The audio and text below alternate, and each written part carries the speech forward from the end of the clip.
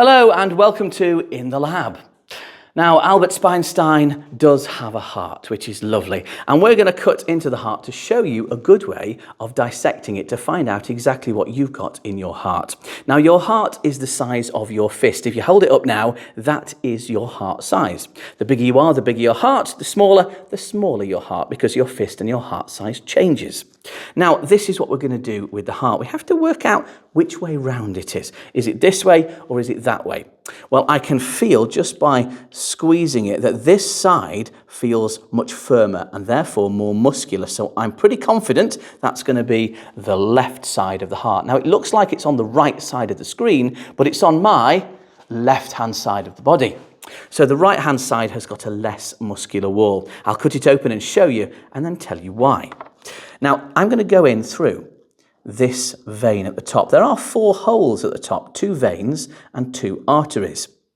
You can tell what the veins are because they've got a much bigger diameter or a greater lumen where they come into the heart.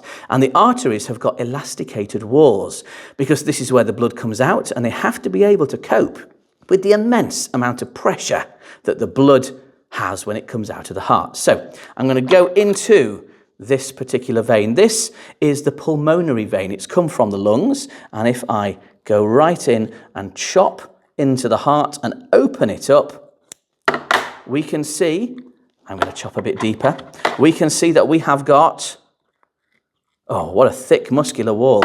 We have got the heart open. Now, the top chambers, the very top of the heart, are the atria. So this is the left atrium. Then we can see there is a valve that runs around. It doesn't look much like a valve at the moment, but when it's closed, this valve will close to stop the blood going in the wrong direction. At the bottom, we've got the ventricle.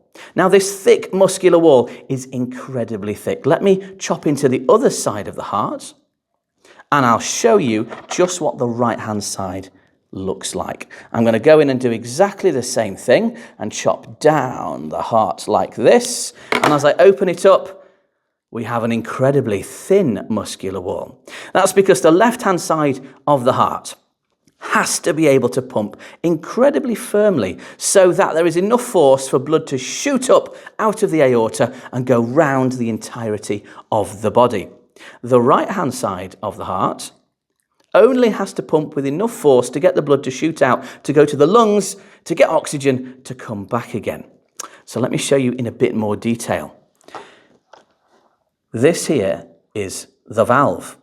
So you can see that as the bottom ventricle contracts, blood will try and go up back into the atrium, but it just gets stuck under here because these valves are shut. It gets stuck right under there. Now, can you guess what these little stringy bits are called? I'll give you a clue.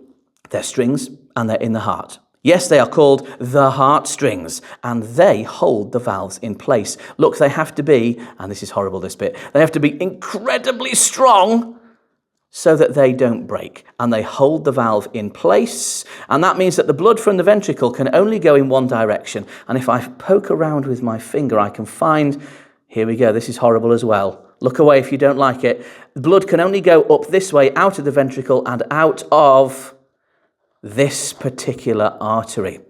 It's the left side of the heart. This is the main artery of the body. It's called the aorta.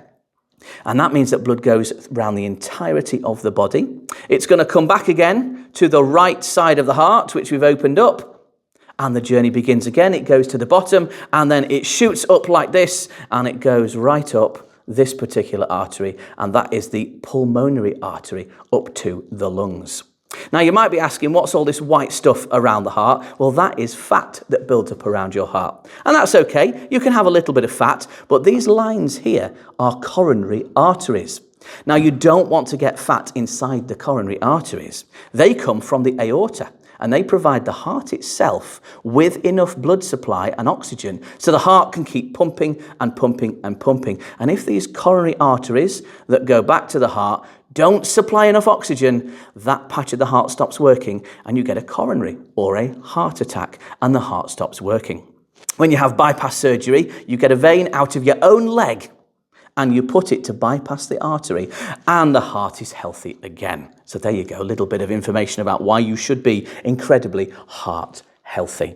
Well, I hope you have enjoyed that and not found it too horrible. That's a great way of dissecting your heart. If you've got one of your own, if you're in a lesson right now, do have a little bit of experimentation. Feel the width of that muscular wall. Try and tug on those heartstrings. Try and find the valves and look at the different atriums, or rather atria, ventricles, arteries and veins, and try and work out what's going where. How does it go around your body? There you go. Have fun.